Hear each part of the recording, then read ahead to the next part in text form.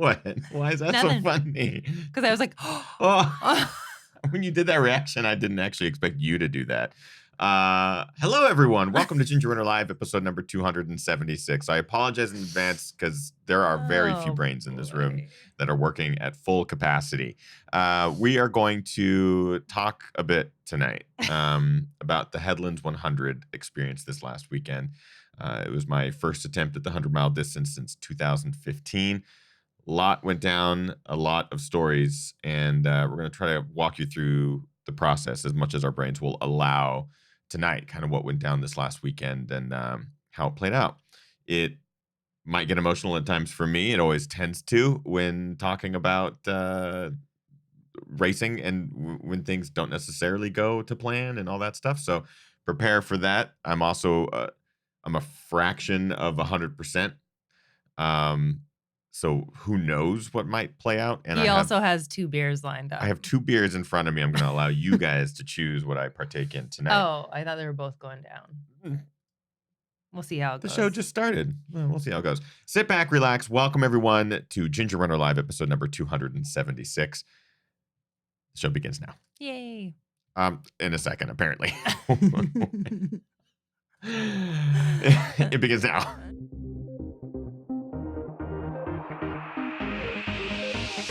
Ginger Runner.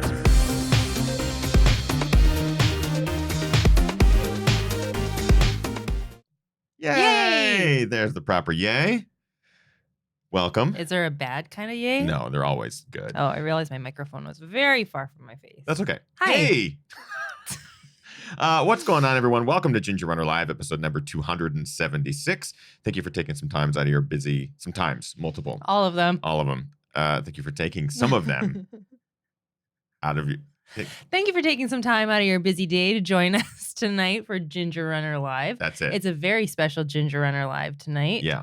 We have our one and only host, Ethan Newberry, as our guest of honor tonight. Yay! I appreciate that wonderful intro. I'll be in the chat room if you guys have any live questions. Feel free to ask them. I don't think you can handle the chat room. I'm a shred of myself right now. So tonight, the goal is to talk a bit about this last weekend. I ran the Headlands 100, which is my first attempt at the 100-mile distance since 2015 when I ran Cascade Crest 100, my first 100-mile finish, and attempt, my only 100-mile finish, I guess.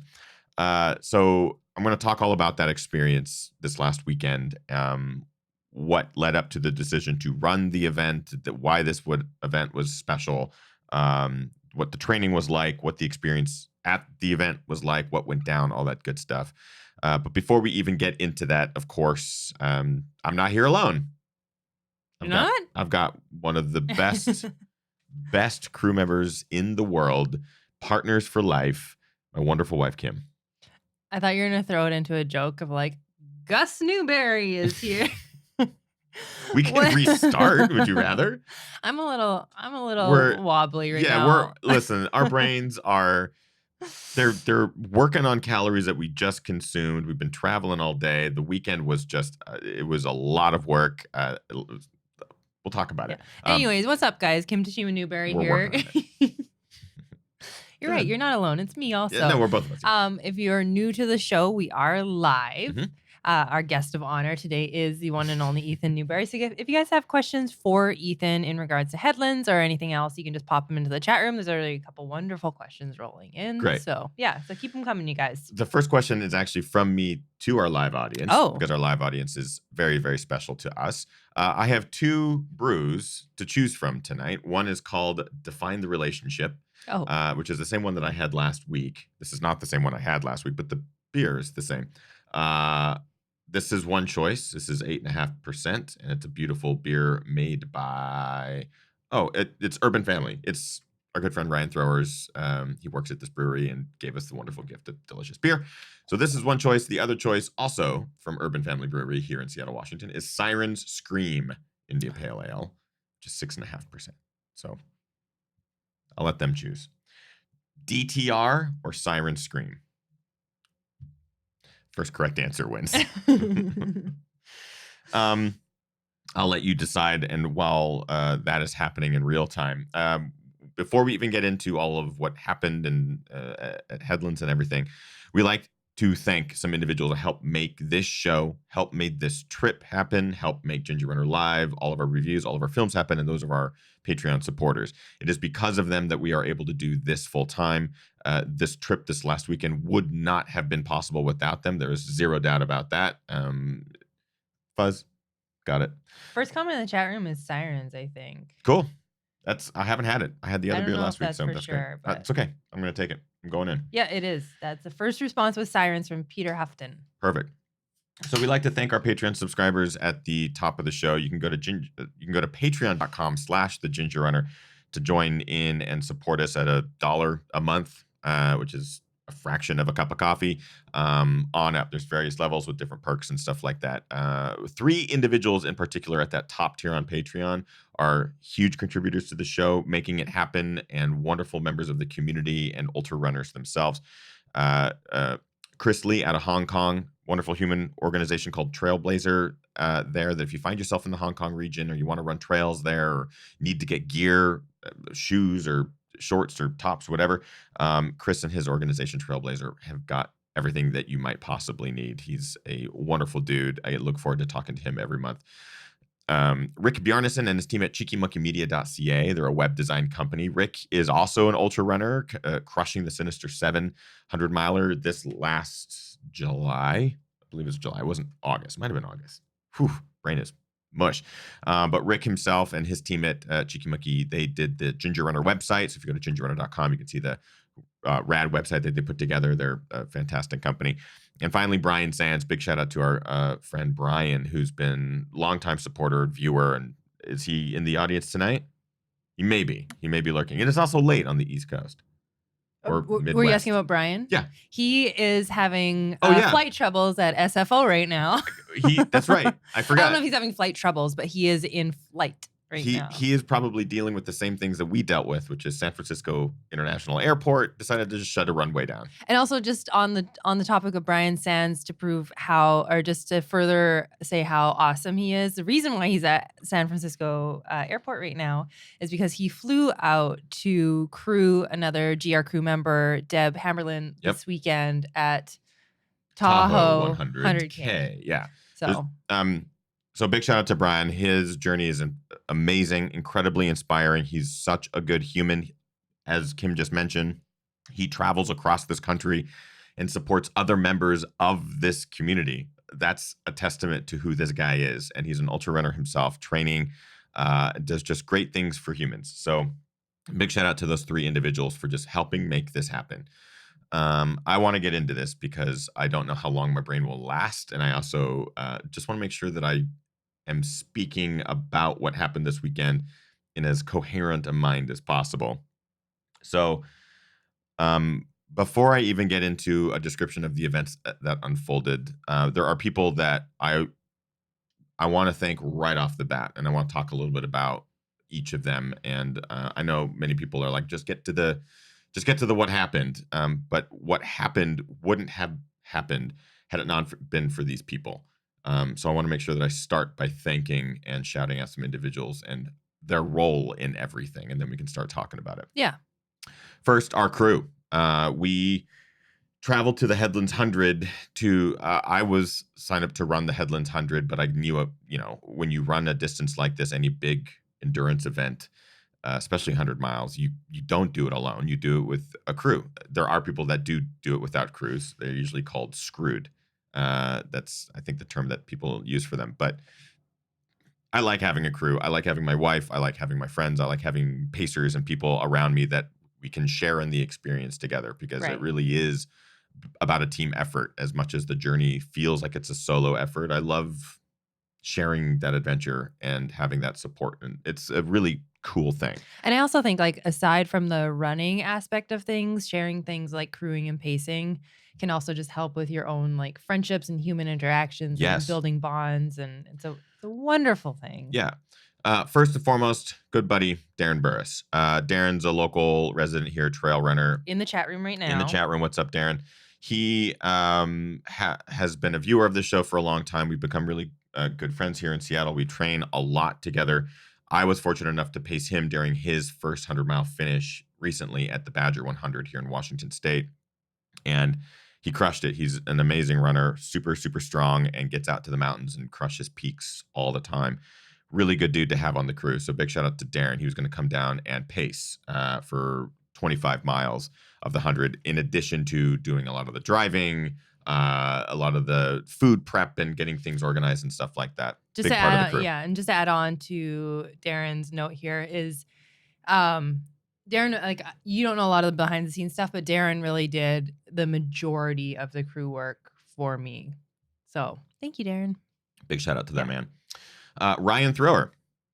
Also in the chat room. Also tonight. in the chat room tonight. Everybody's here tonight. Ryan, many of you who are on the Patreon side have already met Ryan. Mm-hmm. Ryan has been a huge pillar in the last year or so of Ginger Runner's creation. So Ryan is a local trail runner, also crushed Cascade Crest 100. So he's a 100-mile finisher as well, just a month ago. Really seasoned ultra runner and backcountry runner. One of the kindest humans you'll ever meet. Fantastic photographer, videographer, a man of many talents, and a man that gifts beer when unprompted. And shows up with the 4-pack. Ryan's beer choice was actually the DTR for you. DTR. Oh, was it? You're like, what's a DTR? Was that like, what does that mean? What is that term? What don't I know? Thrower Ryan. I know why Ryan probably recommended that one. It's 2% stronger. Just means that I got to work up to it. But Ryan has been helping us with some editing on some projects here and filming some projects. The Tiger Claw video, our race recap video, Ryan did a majority of the filming out on the course while we were race directing. Ryan has just been a new member to this team, and we're actually really excited about it because having him over to help with editing or shooting some projects is like, this is a sign of things to come with the channel, and we're very, very excited. It's a step in a direction that we've been wanting to make for close to 5 years now, bringing someone in to kind of to join us and to figure out the next steps of creation and what we're going to be able to do. So Ryan's been a huge step in that direction. In fact, our first real step in that direction, bringing in someone new. Outside of Tiger Claw. Outside of Tiger Claw, right. And Ryan brought his camera gear. I brought my camera gear. And so Ryan's job, a part of this crew, was to film. So we had, which is really great to have an individual dedicated to just, let's just get the shots. Let's just get some photos. Let's get sort of a documentation of what plays out.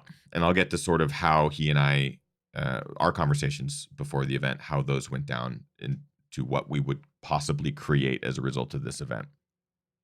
Not anticipating we'd have anything, but just like, let's document everything and see if there is something. And finally, or not finally, but thirdly, Caitlin Gerbin. Caitlin Gerbin has become just a fantastic friend of ours. She is such a badass ultra runner and adventurer. Her and her husband, Ellie, are great friends that challenge each other and challenge us and are such wonderful members of the local community here. Caitlin, in case you didn't know, she's run Western States multiple times, placing as high as second. And we got to film her this most recent Western States. Mm-hmm. We traveled down to document her journey, and that film will be coming out pretty soon, which is a really cool opportunity to work with her. But she's like, hey, do you need a pacer? And I was like, Caitlin Gerbin wants to pace me? Are you cool with going pretty slow compared to what you're normally used to? And her and I have run a couple of times now, and she's one of those runners that it doesn't matter what pace you go, she wants to hang out with you. And it was a no-brainer that when Caitlin offered her services, it was like, yes, I want Caitlin Gerbin on my crew as a pacer. It was amazing. And finally, my wonderful crew chief, my wonderful wife and support. Without you, there is zero doubt that what happened this weekend wouldn't have happened. You are everything, and you are the reason that I got out of the car. You are the reason that I continued on. You are the reason I towed that start line. You are everything. I'll probably get a lot more emotional. I'm trying to stop talking about it now, so when we get to it, it's like, let's just take everything one step at a time. Yeah. But Kim, as a crew chief, she just nails it. She knows how I behave. She knows everything about me when I go to dark places. She knows how to talk to me. She knows how to bring me back out of it. She knows the shit that I deal with on a regular basis. She knows how to work through that with me. And it's a wonderful thing to be able to have someone like her in my corner when things don't go right. So those individuals, without them, this weekend wouldn't have happened. I want to give a shout out to the race director, Greg Langtot. Fantastic dude, super high energy, creates races that kick your ass and take you on a ride. I ran the Quicksilver 100K. It was my first race working with him, and it was an absolute ass kicker. This one takes it to the next level. So big shout out to Greg. He puts on a stellar event. So before we get into the recap, consider Headlands 100 if you want to get your ass kicked and have fun in the process, because that's exactly what this event or is. Quicksilver, or any other or any of Greg's races. It's a really Pacific good Coast really Trail good, Series is great. Trail running community there. Huge, and that's a big reason why this race was on my radar. Our good friend Ben Gibbard, who's been on the show in the past too, he had a fantastic weekend, and I'll get to sort of my relationship with him and how that helped me get to that start line as well. But a big shout out to Ben and what he was able to do out there. Placed third, sub 24, which on this course it's very rare to go sub 24 on this course. Like, it's really difficult to do, and he did 23:30 something for third place. One of the volunteers, Shannon, she was fantastic. Just shout out to her. She was out there at Tennessee Valley. She was such a light in the darkness, like her smile and her just like grabbing stuff and taking care of things. Big shout out to Shannon at Tennessee Valley. She was so awesome. Fantastic. So great. Dean Karnassus, it's pretty crazy to think that I'm thinking Dean Karnassus, but I got to run some miles with him. He's just so gracious. He's an ambassador to not only the sport, but the region. He's kind of the mayor of Mill Valley. I call him that. I don't think anyone in Mill Valley does. But he's just so kind, and it was really great to run some miles with him. And he put a clinic on as far as how to tackle some of those hills. Yeah. Yeah. Go ahead. I was going to say, well, maybe we get started. Before you start kind of recapping, we have some great questions to kind of lead into the conversation. Let's get there. So great question from Katie in the chat room. Katie says, Ethan, can you talk a little bit about your decreased desire for trail and racing? Great. I think it's a perfect place to start because I didn't expect to run or even attempt a 100-mile distance again. When I ran Cascade Crest in 2015, the race itself was extremely challenging. I knew that was going to happen. I knew 100 miles are nothing to take lightly. You have to nail your training. You have to nail your mental side of things. You have to be prepared going into an event like that if you want to finish. I surrounded myself again with fantastic humans. My best friend Justin and Destiny and Kim and Gary Robbins. I had just this stellar team of people that were going to get me through my first 100. I was very fortunate to finish that race. There was an intense storm. I've referred to it on the show before, and the local news will say the same thing. But it was the worst summer storm in the Pacific Northwest history that took place over the course of that evening and into the next morning. I don't know how I managed to finish that race. I feel very fortunate to come out on the other side of that one. I remember very little of the middle sections due to major temperature issues, and I never ended up going to the hospital, but I feel like hypothermia was a major factor in that race. But Gary's experience with adventure racing and just his overall experience with dealing with weather and those sorts of conditions, he got me out of some of the rough of it. But after that experience, my relationship with trail running sort of evolved in a way that was not expected. I've always dealt with anxiety. I've always dealt with fear in a way that never felt normal. And I used ultra and trail running to sort of like combat my anxieties that I've had since I was a kid. And it worked. It was this the whole reason why I really started to get into Ginger Runner, specifically trail and ultra side of it, and documenting it was because I was tackling things that would bug me in my everyday life, but trail running became this like way for me to fight it head on and then overcome it. But since Cascade Crest, things evolved, and this is just kind of what happens with anxiety. You just don't know when it's going to crop up or when it's going to affect certain things, or this thing is a really great thing in my life. Well, guess what? Anxiety is going to come and make it not a great thing. Uh, and that's sort of what happened. So I stopped looking at every run as like an opportunity to get away from the anxiety, and runs, not all of them, but occasionally runs became anxiety. Or So became, is this a run that it's going to pop up? became a trigger, Yeah. or became the worry of a trigger. Right. And for those who maybe deal with anxiety or other sort of issues, very similar issues, you know that it's not just anxiety, it's the fear of anxiety and the anxiety of the anxiety. Worrying about worrying. Worrying about worrying, and it just snowballs. That's just part of it. And I would get overwhelmed with those feelings in the last 2 years specifically. It happened a little bit while we were in Los Angeles, and then back up in the Northwest, it would happen occasionally. But then in the last few months, last year, I'd say in the last year, it started to just take over the fun. So summiting a mountain that I've always wanted to summit became a real chore and a real like terrifying experience for me, where I would get the perfect example recently. There's a local mountain, Granite Mountain. It's not that difficult. It's only 8 miles round trip. It's got a lot of gain, got a lot of vert, but it's just beautiful. It's a beautiful location. It's accessible to a lot of people. It's not like it's super remote. It's not backcountry.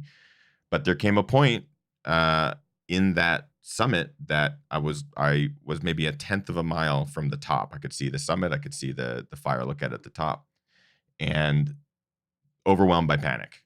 And that's happened a couple of times in this last year, where it's an uncontrollable fear of what might happen, whether it's death or being abandoned or having a heart attack or something's wrong.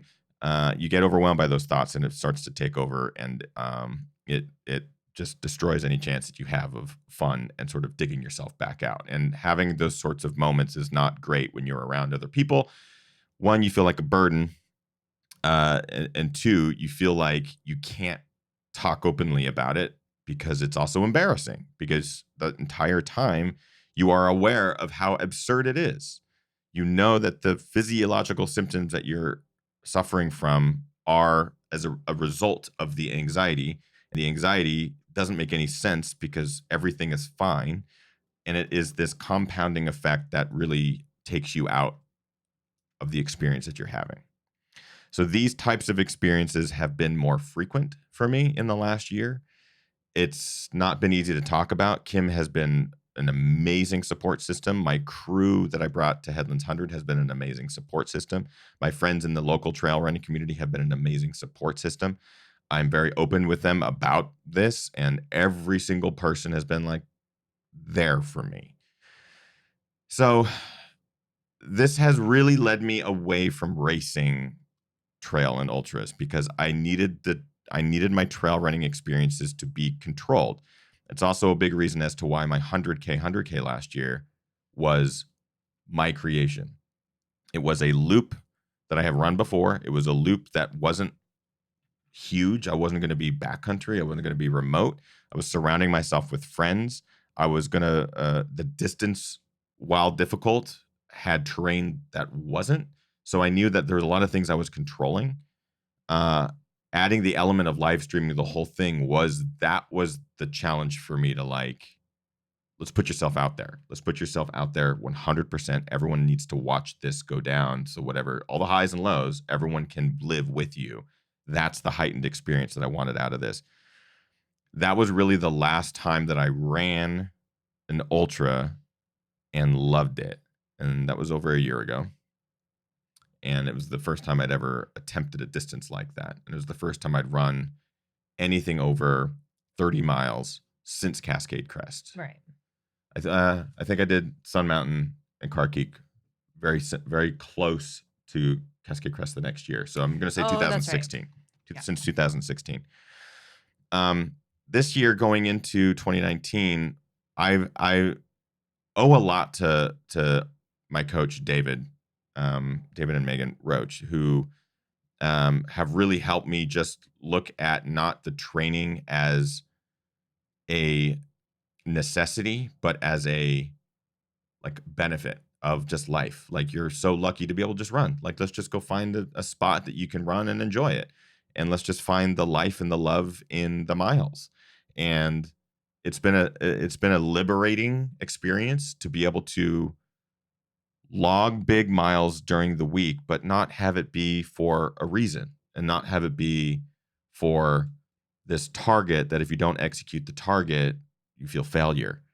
Um, I approached David and was like, listen, I need to challenge myself again because the feelings I had after my 100K they were familiar. They were this kind of foreign yet familiar feeling that I had after Cascade Crest, this sense of accomplishment where I overcame something so great in myself that I wanted to experience that again. And it's been so long since I felt that. And I have a couple ideas that this year I wanted to accomplish.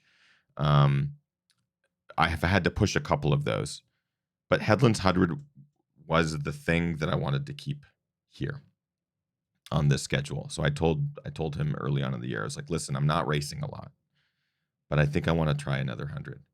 And so I just needed to pick one that kind of fit the bill.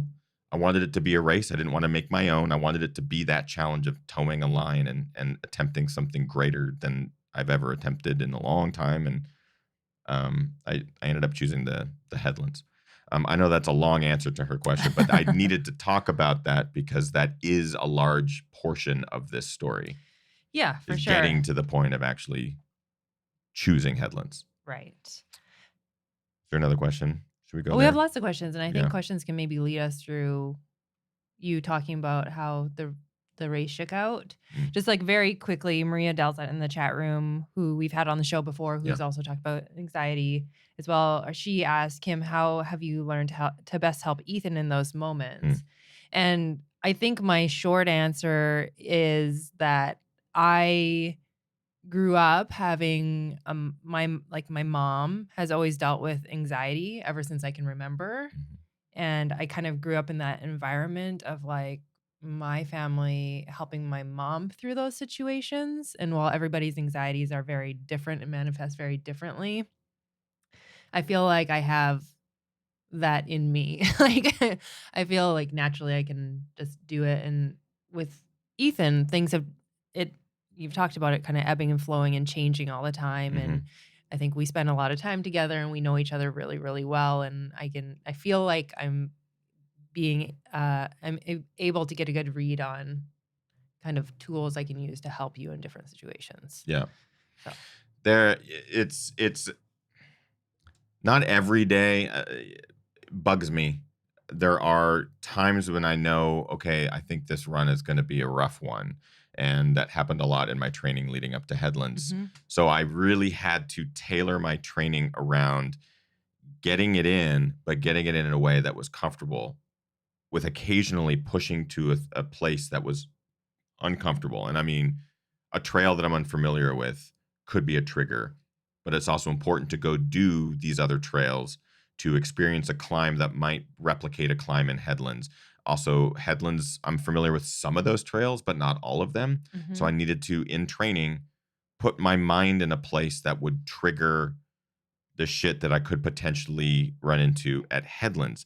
And this is all just outside of the training realm. Like, this is all just outside of, let's get your 60, 70, 80 mile weeks and let's get your certain amount of vertical and everything like that. Like, training for me leading up to this event was so different than any other training I've had to do personally, because I had to just be okay being not okay in a situation where being not okay is terrifying for my brain to process. That may not make sense, but I'm trying to like verbalize the best way to describe this. So Headlands 100, if you're not familiar with the race itself, it's a tough one. It goes under the radar because I think it's in a region that is, one, gorgeous, super close to San Francisco, Mill Valley. There's so many races that take place in the Marin Headlands that it's easy to sort of overlook because the North Face championships are there in November. The course that they've developed over the years, it was my first 50K in 2012, but the course has sort of changed. there's a lot of spectacle. So a lot of people look at November and the North Face 50 as sort of, oh, that's the race that takes place in the Headlands. But the Headlands 100 is different. It's a 25-mile loop that washing machine styles through the park that's closest to the Golden Gate. It gets you as far north as Muir Woods and through Tennessee Valley, Rodeo Beach. I kept wanting to say Rodeo Beach, and I think the locals are like, it's a rodeo. And on like not onto the Golden Gate Bridge, but right next to the Golden Gate Bridge. And so it has these iconic locations through the Marin Headlands that you touch.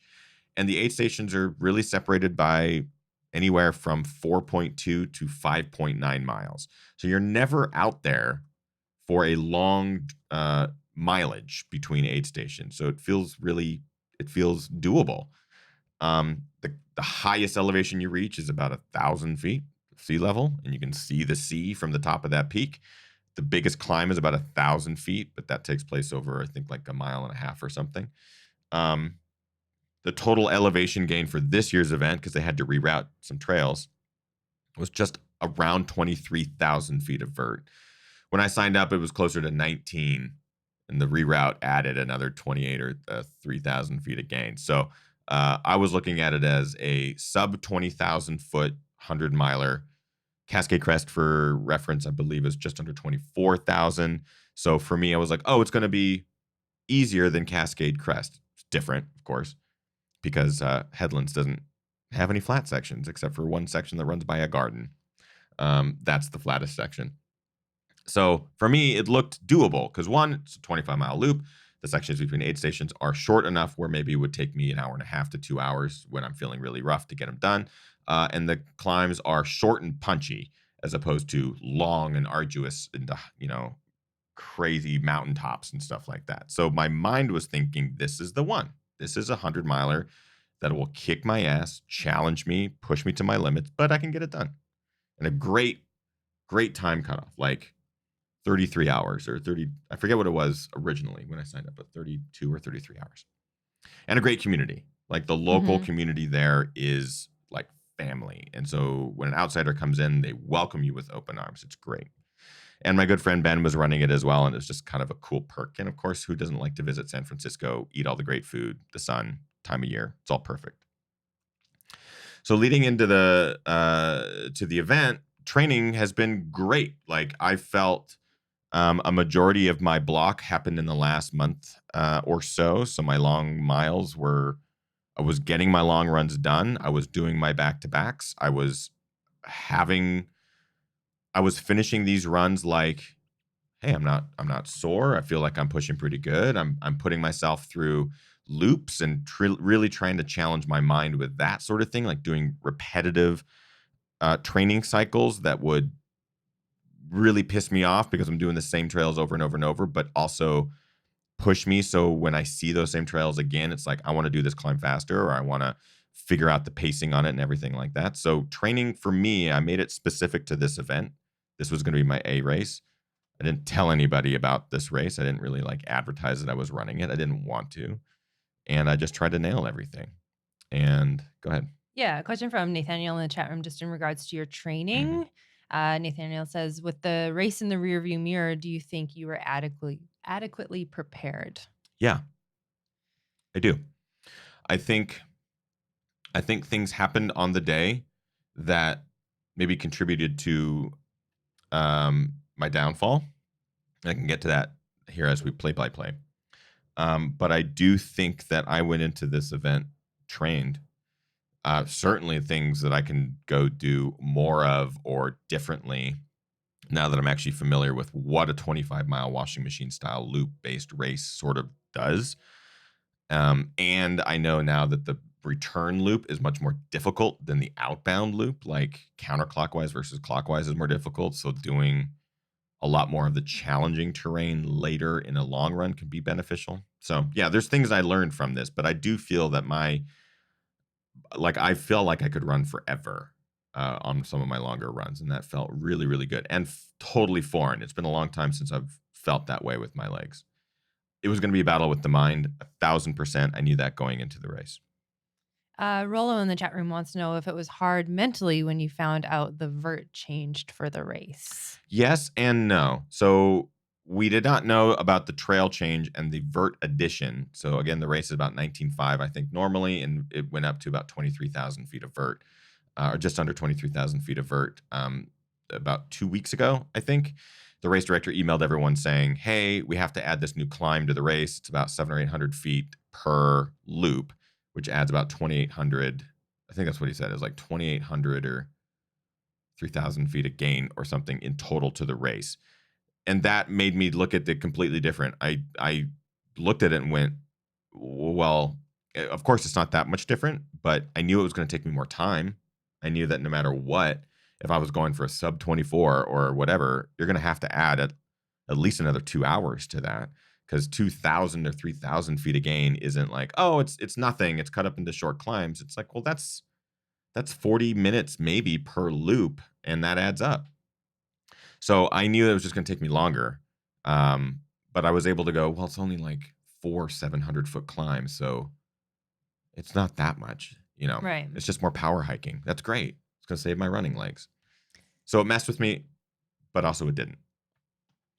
Can you talk to us about how you were feeling at the start line?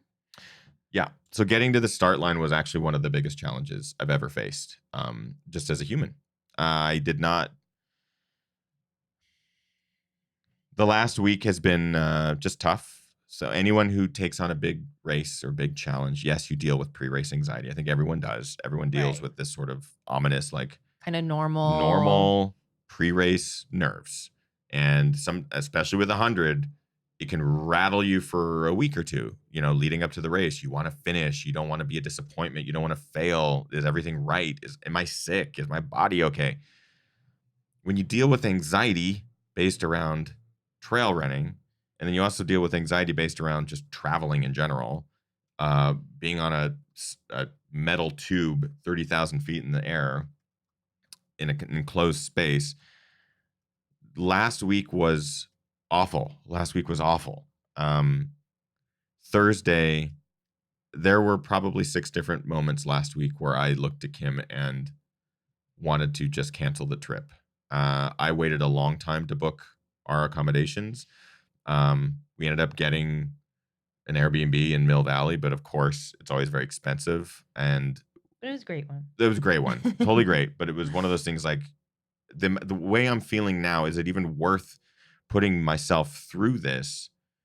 And like my mental health, how much is my mental health worth? It's certainly not worth the amount of money that we would spend to go down. That, like, I think I might be saying that sentence wrong, but I believe you guys would know what I mean. Is it worth spending all this money to go test my mental fortitude and put myself in a situation that would potentially give me trauma, mental trauma? And I was having a real battle with that. In the back of my mind, I just kept telling myself, just start, just take a step, take one step. That's all you need to do is take a step. And that translated from not only, that I allowed that to trickle down to everything last week, like I had a breakdown on Thursday. So basically on Thursday, I got like chatting with Ethan and kind of going over our plans and what was going down. I was actually like 80% sure we were not making the trip. Yeah. That was on Thursday. Our flight left on Friday. Yeah. And it was because... Which is fine because, it's... Yeah. I have to be totally honest here and say that the only reason I even got on that flight was because we had friends that were going. And of like the friends and family that knew that we were traveling and were rooting for us, I kept this race a secret. One, because I wanted it to be for myself, but also two, because I didn't want people to like give me any sympathy if I told them that I dropped or quit. But I just didn't want it to be anything other than for me. And when I was going through whatever I was going through on Thursday of like not wanting to start at all, the question kept coming back, well, why would you not go?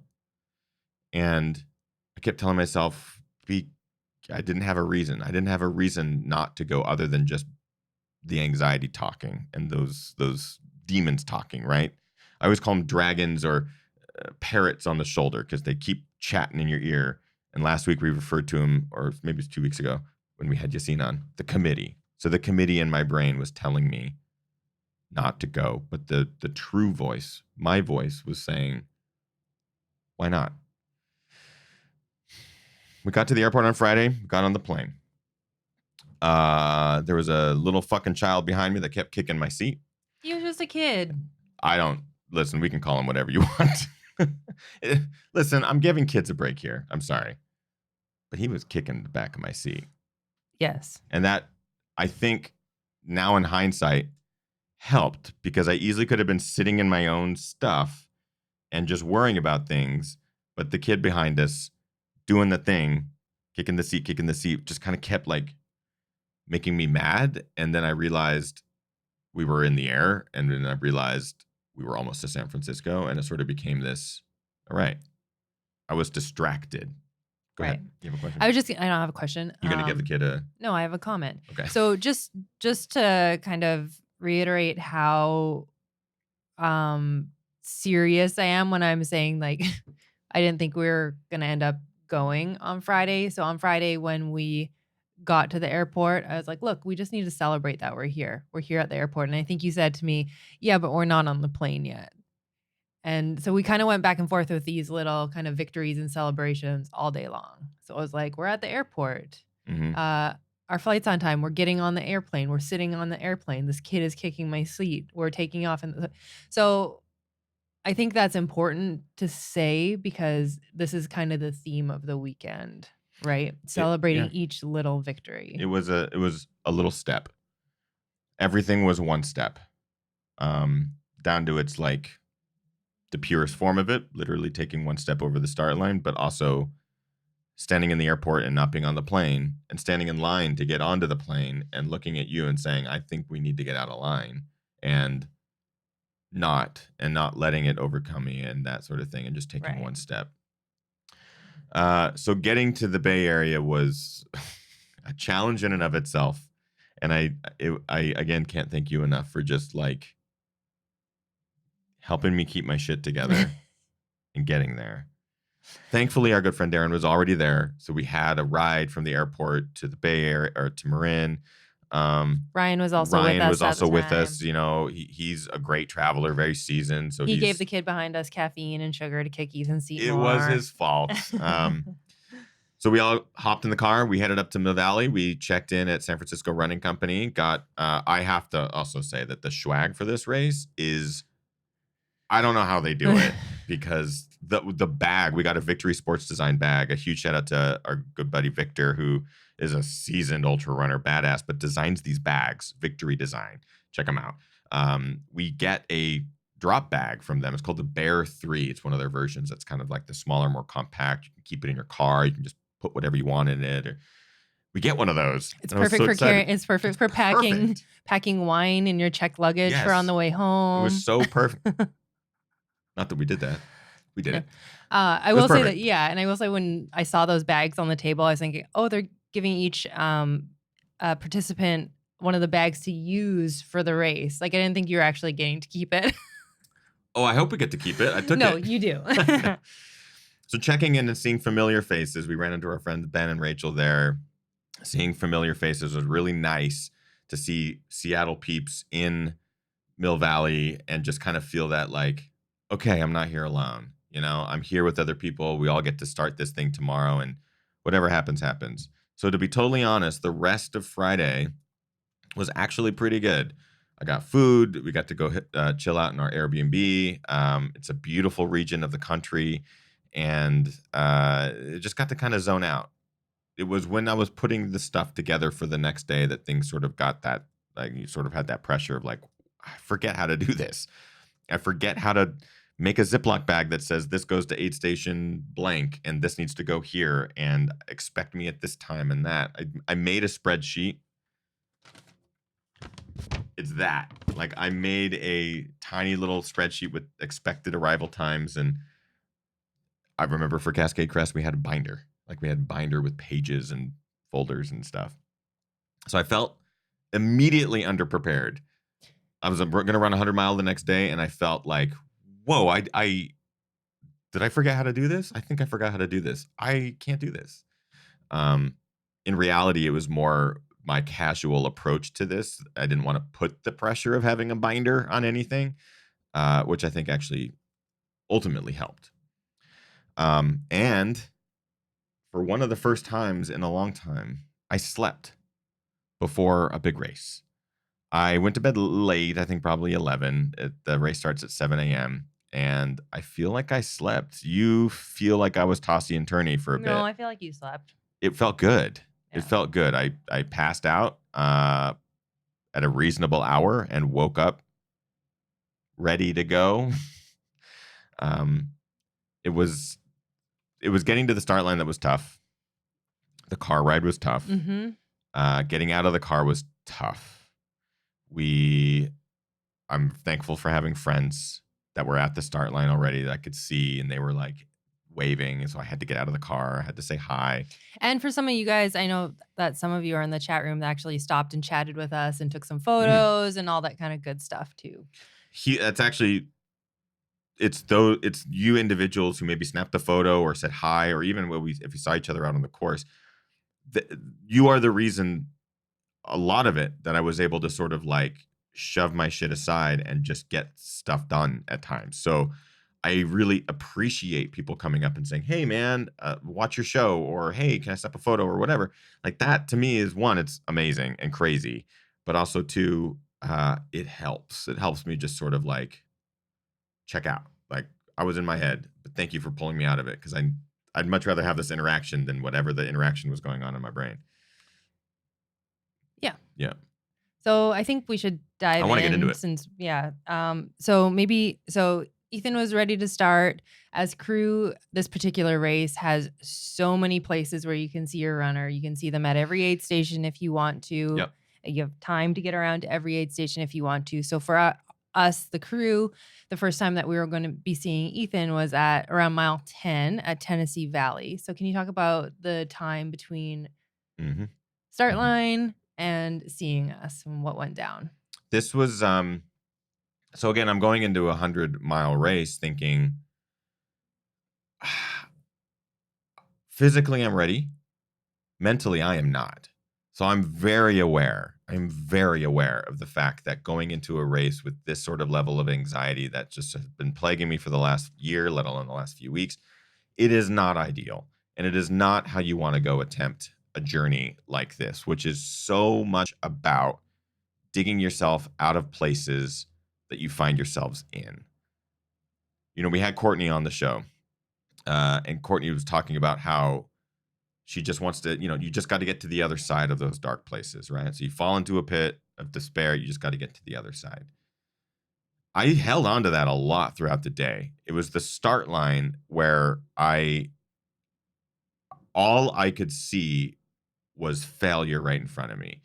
The whole last year after signing up for this race, it wasn't about finishing 100 miles. I did not go into it with like, I need to get my why. I need to figure out what 100 miles is about and my journey and all this. It was as simple as I just needed to take one step. I needed to take one step across that start line, and that was going to be the victory. I didn't care if that was the only step I took. I just needed to take that first one, because I knew it would probably be the hardest.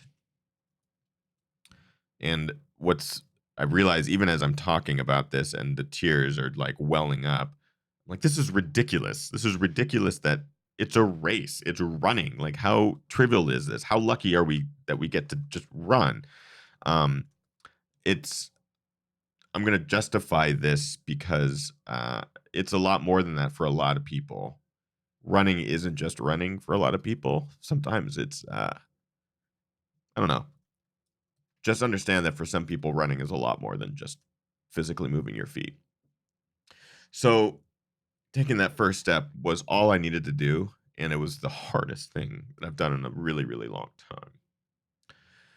The first 5.8 miles they're tough. It's a section of trail that I've run before in the North Face 50 miler, but I don't think I've silently battled like I had. I don't think I've ever battled like I did through those first 5.8 miles because um it was every fear and every panic that I've had in the last year manifesting itself because of all the worry about that happening, and it was just my brain making it happen. It was making it happen.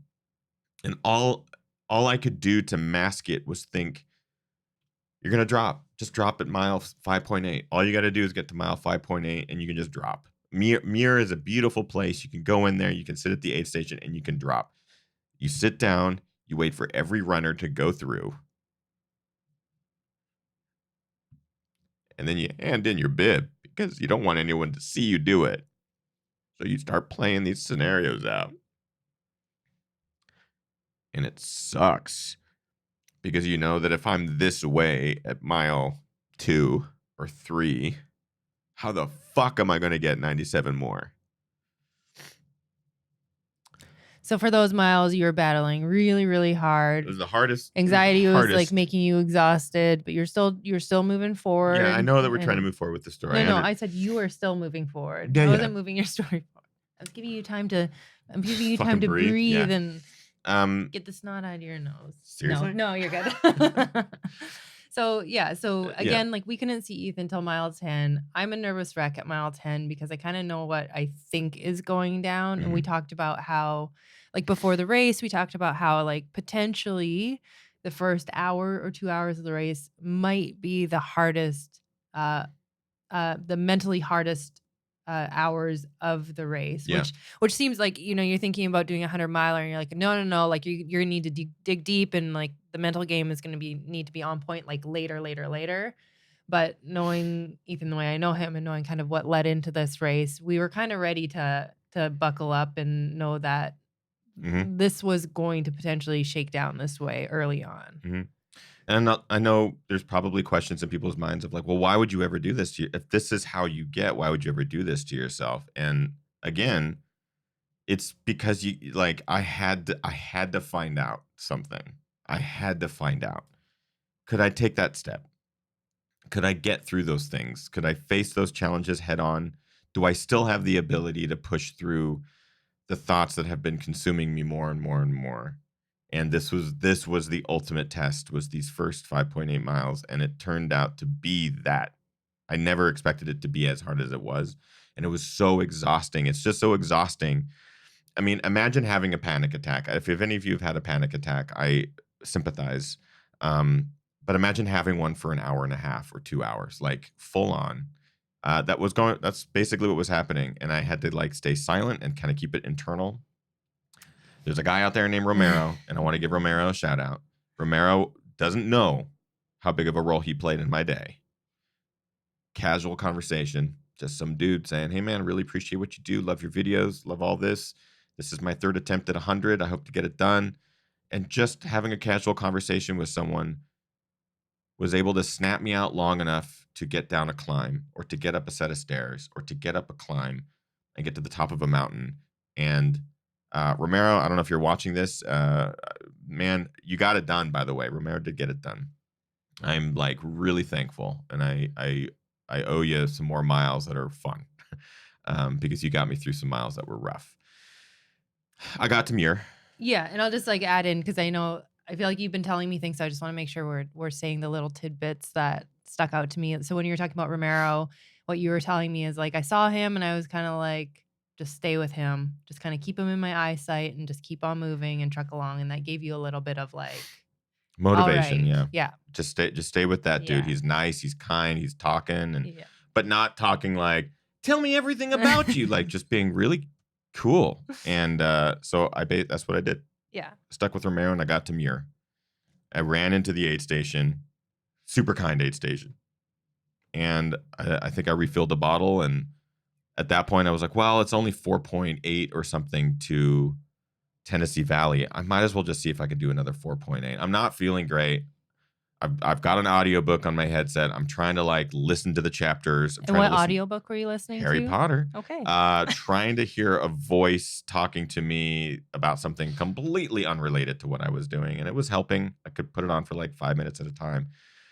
And I remembered at Muir Beach that there's this organic garden that Greg, the race director, talked about. It's like, you're gonna pass this organic garden. It's really cool, and you're gonna go up this climb and all this. I was like, you know what? I kind of want to see that garden because Kim's a big gardener, and I was like, I'd love to take a picture and show Kim. So it became, just get to the garden, take a picture. Oh, there's the climb. Well, let's just start the climb. Oh, I feel like I'm halfway up the climb. I'm just gonna keep on climbing. Once you're almost halfway up the climb, you might as well get to the top because it's faster to probably go down that descent than turn around and go back to Muir Beach past everybody. And so at the top of the climb, I saw Ryan, our film guy. Ryan was there with the cameras and he was filming.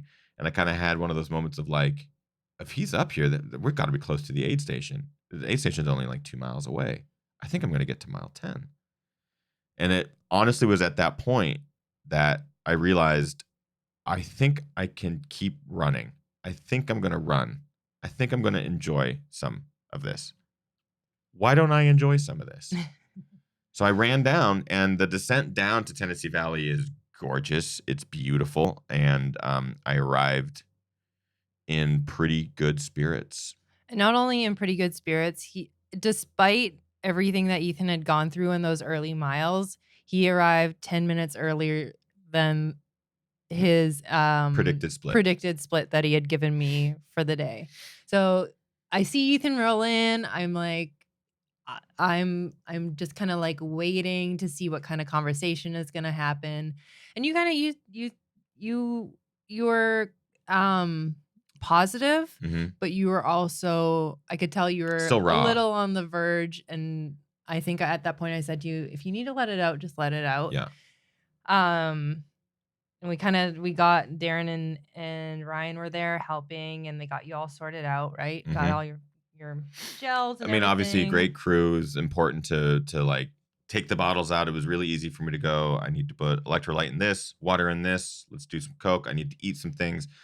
And again, seeing Shannon at this aid station, the aid station captain, she is just such a ball of light and positivity. She comes at you with the smile and the excitedness that's like, whoa, it just snaps you out of whatever low you're in. And that's so important in an aid station, is to just like, it doesn't matter how bad of a day the runners are having or how they treat you. If you're positive, you'll get it out of them. And she's awesome. She's great.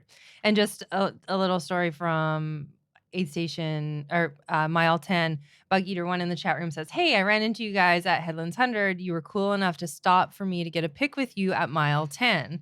And I was in pain at the mile 56 aid station. You guys cheered me on till mile 60. Bug Eater, we were leapfrogging with him. And I just confirmed to make sure I was talking about the right person in the chat room. And I said, hey, were you the guy that passed us on the climb saying you had sore feet? And was that him? And that they didn't hurt as much when you ran and they hurt more when you walked and you just like ran off up the hill? Yes, indeed. We'll get to that part. It's so funny. But yeah, I mean, like, despite you going through what you were going through, you're still you're happy to chat with people, take some photos, kind of do this or that. So yeah. Did you have at Tennessee Valley mile 10? I know we talked about it earlier where you're like, I might just drop at mile 10. It might just happen. Once you got there, did you have any feelings of like, I just want to get in the car? Or was it like, let's do this. Let's just keep moving forward? At that point, it was, I got to mile 10, I can get to mile 15. Because at 15, I knew Bunker Road is an easily accessible aid station. So if for some reason there's an issue, I could easily get a hold of somebody. I know there's only one climb and one descent. I wanted to see the view from the top of that climb. When I'm familiar with the Marin Headlands trails, but really it's all just more like flashback to the North Face races that I've run there. I've run a number of them. So seeing a trail and like hearing the name Tennessee Valley, I'm like, oh yeah, I know where that is. But it's not until I actually get there, I'm like, oh, I remember where I am. Leaving Tennessee Valley, for me, is one of the most memorable trails because it's the last climb of every North Face race that I've run there. The new course is a bit different, but You go through this fire gate and you go up a trail and it keeps going up. There's a couple false summits, but then you go down and the finish is like 8 miles away or something. So for me, I remember getting to Tennessee Valley and seeing that climb and going, I recognize this place. I know where I am. I know where I am. And so it was easy for me to go, I'm going to see you at 15. Or I wasn't going to see you at 15. So the original plan that we did were change going to the be plan, crewing yeah. from Tennessee Valley and from Rodeo Beach. Which is the start finish or the turnaround, basically, 25-mile turnaround. And when we saw you at Tennessee Valley, you had asked us if we minded just popping in to see you at Golden Gate, which is no problem. This race, like if you have any anxieties about crewing people, this race is so easy to crew. It's great. You literally can make like game day decisions like that of like, hey, actually, can you go here? And it's super easy. So we decided that we would then go meet Ethan at Golden Gate. Yeah. So Golden Gate is 10 miles away. It's basically mile Like 10. 19.1 or these numbers are a little bit off. They're more specific than that, but essentially it's every 5 miles there's an aid station. So Tennessee Valley's at 10, Golden Gate's at 20. I told them, can you guys meet me at 20? It'd be great. I hadn't been out to the Golden Gate trails before. I just kind of wanted to see it, but I also felt like the heat was big, like the sun was coming out, and if there was a heat issue, I wanted to take care of it early.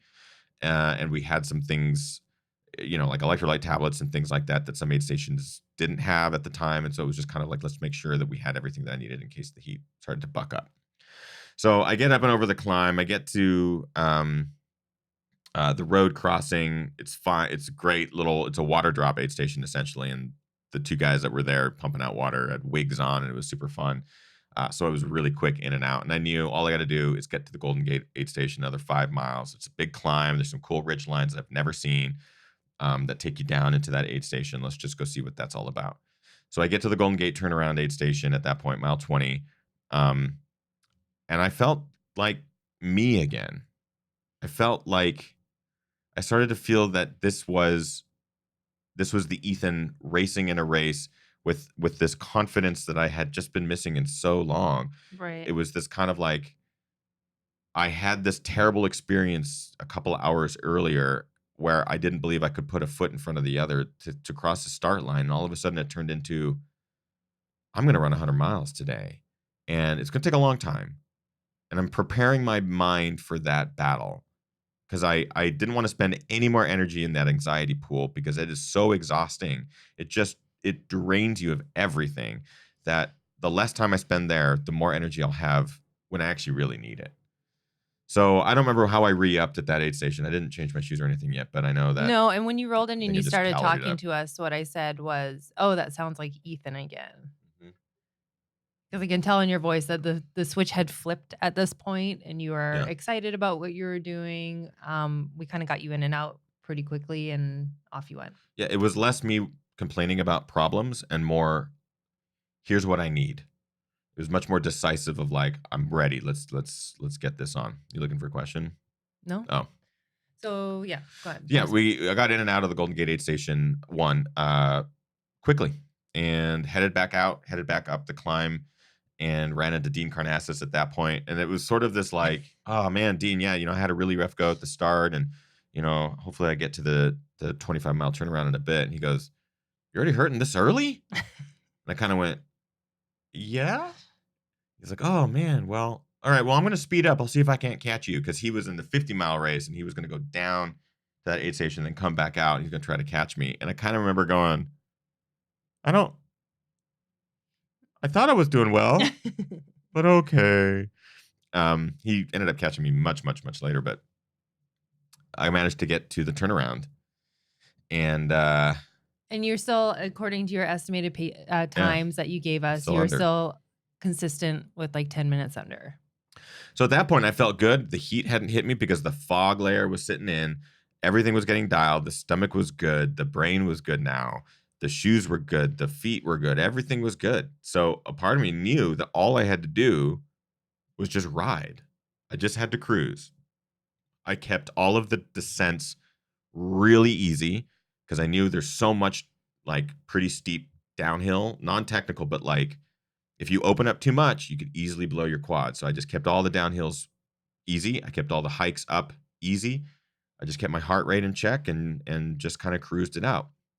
Got to the turnaround, leveled up again, got the calories, did all that, and headed back out, which takes you, again, counterclockwise now back to Golden Gate. So I was like, I knew I wanted to see guys at Hmm. Golden Gate again. When we got there, I swatched shoes because I knew I felt a little hot spot and I just wanted to nip it in the bud early. I knew it was going to be going for a long time, so let's take care of that. Yeah. So when you asked us to see you again at Golden Gate 2, I'll call it. So you arrived a little bit later than your estimate. Yeah, I lost And time, and there's you lost a little bit of time. And when you came in, you asked for your poles Mhm. and new shoes. And there was questions in the chat room asking what shoes you were wearing and why you switched and what you switched to. So maybe we can just quickly Yeah, I'll touch on about gear for that. sure. I started in the Hoka One One Evo Speed Goat 3s, 4s, the new Evo Speed Goats, because they're super light, super cushion plush. The new upper uh, bends a little bit in that forefoot, but I'd done one run on them, so I knew that if there was a hot spot, take care of it, switch shoes, and I switched into the Olympus, the new Olympus that I just reviewed, a size 11, so my feet, having now expanded a bit, would be fine.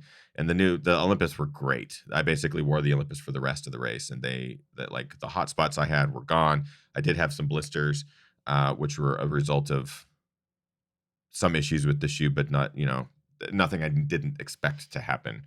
Um, and yeah, sock wise and Jinji all day, every day. No chafing issues. Squirrel's nut butter. I didn't have to worry about chafing at all. I did while I was crewing. Of course you did. But yeah, we can talk about gear also in the after show. Yeah. So getting out of the Golden Gate aid station was a bit more challenging because from the turnaround to Golden Gate 2, so mile 25 to 30, the fog disappeared and the temperature cranked up. So on Friday, the temperature in Mill Valley was in the 90s, like 95 or something, which blew everyone's minds there. They're like, oh my God, it's so hot. On race day, I don't know what the temperature got up to, but in some of those canyons, the temperature's a little bit hotter. It felt really hot. So from 25 to 30, the temperature was up probably in the 80s, and I felt it immensely.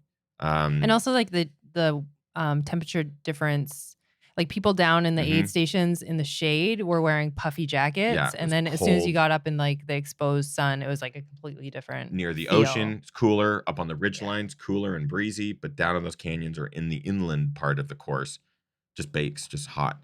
So at this point, Golden Gate 2 is mile 31. And when Mhm. I just wanted to also mention this because the theme is celebrating little victories. Yeah. And when you got there, we celebrated. The fact that I ran my first ultra since the 100K last year. Right, which Yeah. was really cool. So we send Ethan off, and the next time we're going to see him is at Tennessee Valley again, which is about 10 more miles. miles Yeah. away. Yeah.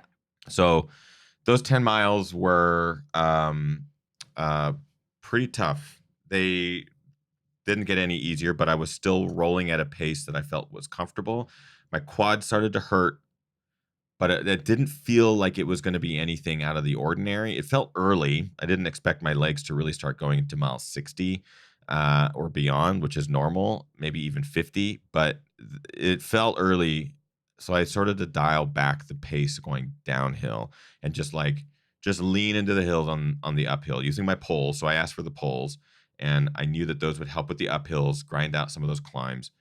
It was the downhills that I was like, don't ruin the rest of your race with a bad downhill. And rolling into, I got to spend some miles with Dean Carnassus. That's when he caught me, and it was great. So big shout out, man. I really appreciate those miles and the kind conversation. Rolling into Tennessee Valley 2, though, I don't remember much right now. So Tennessee Valley other than 2 smiles and signing the sign. Is mile 39.5. Mm-hmm. So when you rolled in, I had a pesto grilled cheese sandwich Oh for my you. God. I was like, Ethan, Yes. how does a pesto grilled cheese sandwich sound? So gels, obviously, I'm working with gels throughout this race. I'm using Spring, Canterberries, and Speed Nuts, and they're great. I love them. The Canterbury is the best tasting gel I've ever tasted. That's not a sponsor. They don't pay for anything. That's just me saying what tastes good. I've been using those for months and months in all my training and everything. So I've been using those all day. I was using Coke a little bit after Golden Gate because Coke is also really refreshing. I'd have electrolyte drink from Spring as well as just water. and would spray water and stuff on my back to keep myself cool. But when I rolled into Tennessee Valley 2, I just like there was no food that felt appetizing. It was like limited vegetarian hot food. There was basically the occasional quesadilla and maybe a grilled cheese. Whenever I got them at an aid station, it was always really warm and gooey, which is great. But there was nothing that really appealed to me. And I roll into Tennessee Valley 2, and Kim's like, "Do you want a bite of a grilled cheese sandwich?" And when she said that, I went, "Yeah." But what I didn't expect was that she was going to pull out this like gourmet pesto on one side, cheese melted into the bread, gooey. Like it was on a bad day would take someone and put them into the light of the Lord. It was so good. I will 100% say that Darren and our crew, I All have to you. give him a little credit. I was ordering myself a pesto grilled cheese sandwich at the co-op in town. And Darren was like, "You know what you should do?" And I was like, "No, Darren." And I was like, "I know what I should do." Yeah. No, Darren was like, "You know what you should do? You should order one of those and we can stick it in the cooler. And that might sound good to Ethan later." I was like, that's brilliant. Yeah, it wasn't hot, wasn't fresh, but it was like... It was still like... gooey. I mean, it was so great. So I don't normally eat real food like this during an ultra. It's usually a hassle for me to try and get you to eat solid food during. Watermelon is a hit because watermelon and like the nutrition and hydrations usually go really well together. So watermelon's always refreshing. Potatoes, if I'm lucky, and I started with potatoes. And you tried some early on, yep. Yeah, and sometimes I couldn't get the potatoes in. They were just so big on this day, so nothing was really working. So a lot of the time, real food to me is just I don't want to touch it until maybe later in the race where like broth or vegetarian soup would work. But this grilled cheese, I had never felt this like, yes, deep guttural urge to just devour something. So she handed it to me and I took 2 huge bites and I went, I could keep eating this. Yeah, we were like, but I don't think I should. Like it's greasy and I mean it's so good. And I'm like, I'm at mile what was it? 39.5. It's just too early to go that deep into a grilled cheese. I was like, save it. Save it for the next aid station. I want to take more bites of it, but right now I just need to make sure those 2 stay in. Yeah. So, and then at this point, this is when you were starting to talk about how sore your legs were already, and that was a concern at this point. Salt tablets, I took those every hour on the hour. I was drinking electrolyte drink. I was drinking lots of fluids. I wasn't peeing a lot. That was a concern. I was worried that this is what happens is if it gets hot, my body doesn't do well with heat until it starts processing the liquids, and that can take time. So I have to be really patient to let my body slow down and let my body process those liquids, get them through, and then once the floodgates open, it's like, okay, I know it's just about as polite as I can put it. But once things start going, then all of a sudden you can put in as much and you're good. The system is working. You're basically like your plumbing is working. So leaving Tennessee Valley 2 I was confident. Again, I was in a much different headspace than I was earlier. And I was celebrating everything. Like I was so happy to be out there and seeing people and you and the crew. And again, Shannon, the aid station captain there, was just so full of life. And there was this card that they were, I hope I'm not spoiling it. I hope they've given it to him. Spoilers! But there was a gentleman that was out there, Dave Thule, who was running Headlands 100 for his 10th time. And I recognized him because he is, if you look up Headlands 100 on YouTube, his are pretty much the only videos. He's done it now 9 times. This was his 10th. And in the last few weeks, I've been watching all of his videos sort of like, whoa, this dude is badass. Like he's the dude that's out there not caring about what his finish time is. He just gets it done. He's just that consistent, strong. Some years he's not as trained as others. And he's like, whatever, I'm not as trained as I was, but I'm going to just do what I can do. Got to get it done. And it's fantastic. He'll pop in footage from the middle of the night. And then all of a sudden it cuts to footage from 8 a.m. And then it cuts to footage at like 1 p.m. And he's coming into the finish. It's so rad. So he was out there running his 10th and I could see him. I recognized him. And he had this yellow tank top that he was running in. And all day I went, if I can stay near him, I'm finishing, because he knows this course better than anybody. He is the guy that is seasoned, knows the heat, knows the aid stations, knows the course. He he was walking at times. I was like, man, maybe I should walk here. I'll run. And then I'll see him and I'm like, he's walking. I'm going to walk. And I would. And no matter what, I would still be on my like splits or really close to my splits, Yeah. no matter what, because he was just doing all the right things because he just knew what to do and when. So they were signing a big card for him, celebrating his 10th arrival, and I saw him leaving the aid station, and it was basically from there until, is that right? Or was Ken Michael with me during that stretch? I think Ken Michael did come out at that point from Tennessee Valley because it goes from Tennessee Valley to Muir Beach. I saw Ken out on the trail. Yeah, I don't know what you're talking about. You weren't there. Like, yeah.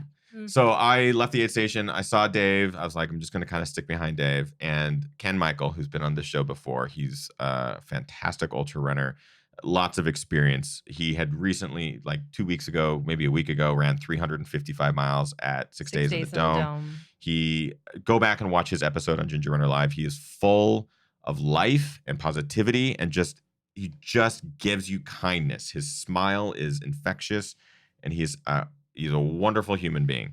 He was giving people pep talks heading out of Tennessee Valley, like checking in with friends and saying, like, what's going on? Like, talk to me. And he spent the next like 5-10 minutes walking up out of Tennessee Valley with me, just walking me through like, here's what you're going to expect. As soon as the sun goes down, do not put a jacket on because it's going to stay hot. People want to put a jacket on, but don't do it. That's the mistake because he's run Headlands 100 before and he's finished. He was just giving me all the details and it was like, damn, this is awesome. And I was feeling good.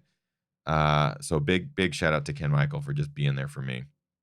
And coming out of Tennessee Valley, I locked on to Dave and I stayed on Dave's heels. And he and I ended up having a great conversation and hanging out with each other. With his buddy Kyle, who was also finishing Headlands for his 3rd time. And it was just consistent miles at a pace that felt comfortable. My legs were beginning to distance themselves from me. The pain was becoming pretty intense. The downhills were at the point where the pace was really struggling. And the uphills were at a point where it was just a shuffle. And this was really early for that to be happening. Yeah, and just it was a quick downward. Before we get to mile 58 station, I do want to say that right before you were leaving Tennessee Valley 2, you said to me, we were talking about how bad your legs were at that point, and you had verbalized to me that mile 50 might be where you need to pull the plug. I had all day, I had focused on how I would never be able to get to mile 5.8. Right. And every step I took was one step further than I thought I could take from a mental perspective. And when when my body started to go, I knew that there's probably not much. Like, I've been going to the well 4 months at this point. My training had been going to the well. By going to the well, I mean just like digging and trying to find a part of me that I knew I could pull strength from. Rolling out of mile Tennessee Valley or 39.5, yeah. I knew that I would be going to the well a lot more and that I could ask more of my mind, but I probably couldn't ask more of my body if it was not going to be there. Right. I could try every trick in the book, but I had a feeling like, man, if my quads are going at 39.5 and I know the full course at this point because I've seen all of it, that it's going to be a really rough road to get to 100 miles in the time cutoffs. And I kind of made that commitment to myself of like, just get to 50. They do like an unofficial 50-mile finish if you get there. And I'm like, I'd be really happy with getting an unofficial 50-mile finish. Because let's be honest, like we were really happy that you started. We were really happy to see you at mile 10 and to see you go on. We were happy that you got your ultra distance at mile 31. So it was all these things accumulating. And it wasn't, I'll let you finish. But in my mind, when you said that to me, I was like, oh, you're saying this. And my hope was this during that segment, the sun would have been setting at some point. And my hope was, oh, the sun's going to set and you're going to be like, oh, it's dark now. Dark, and I'm going to kind of see things will look a little differently. The temperatures will be cooler. Yeah. And then maybe you'd arrive at mile 50 and there was like you'd bounce back. I got to pick up a pacer. Like there's all these things that happen at mile 50 that are like, this is good. Let's keep going. So going through Muir for the last time, the sun was setting, and the climb out of Muir is awful. The stretch from Muir to the turnaround at mile 50 is just abysmal. A lot of climbing, very steep climbing, and it just kind of sucks your soul. You're watching the sun go down. You know you're about to go through the night. You're just starting the night, and you're not even halfway through this thing. I ran into Ben. He's on his way back. He's at mile 54 at this 54, point. yeah. He's looking super fresh, and just seeing his face was so great. Tons of strength from that. He did a little dance for me. I got it on film. It was quite embarrassing because I could not duplicate it at that point. I was like, my legs are done. I appreciate the show off move, but I'm going to keep trying to plow forward. He ended up, I already said this, but he ended up finishing third. He's just such a powerhouse. So again, sticking with Dave and keeping Dave in my vision, there was a point where Dave slowed down to take in some views, and I ended up passing him and just kind of moving at the pace I could move.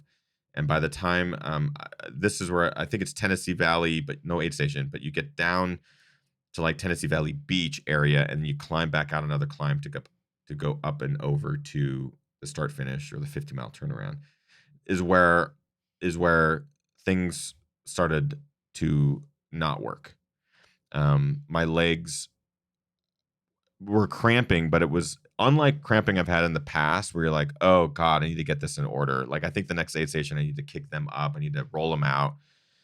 It was like, I couldn't lift them. I couldn't move them. And power hiking and walking was impossible. And it was this just insanely overwhelming pain throughout my legs that, it was unlike anything that I'd experienced. And it was concerning because the mind was good, the stomach was good, but the legs were not. And I didn't know what to do, because I've been trying everything: sugar, salt, liquids, solids, everything. Coming down into the start finish, it was a really emotional descent, because you can see it. It's lit up. It's so far away. I knew I had played out the scenario in my mind of like, I am so much further than I ever thought I'd get in this race. I'm going to cross that finish line. I'm going to pull off my bib. I'm going to look at the race director and say, you are one bad, bad man, and hand him the bib, and like go out in a blaze of glory of like, 50 miles is great. I'm so happy with this. As I'm going down the descent, I can barely move my legs, and I'm using the poles as stabilizers so I could actually like step down the hill, and the stairs and everything like that were incredibly challenging. I didn't, but I almost face planted off some steps, really losing control of a lot of the leg function.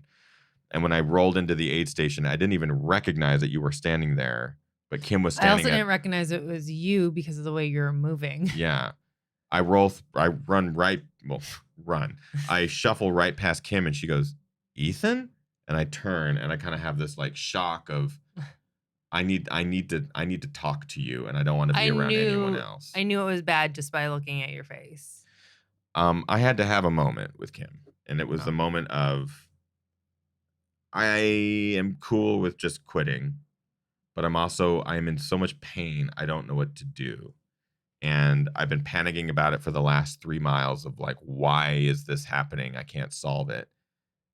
And knowing that my day was over, when I felt like my brain was actually willing to commit to the whole thing. And it felt like my body was now letting me down. And it was such a disappointment, because I had worked so hard to get my brain on board. And when it was finally there, my body was like, done. Which then sunk my brain into then I'm done, because I can't get my body on board. And it became this battle, and I had to ask the rest of the crew to not be close. I needed to just like talk to Kim. I needed to have some emotional time of like, I don't know what to do here.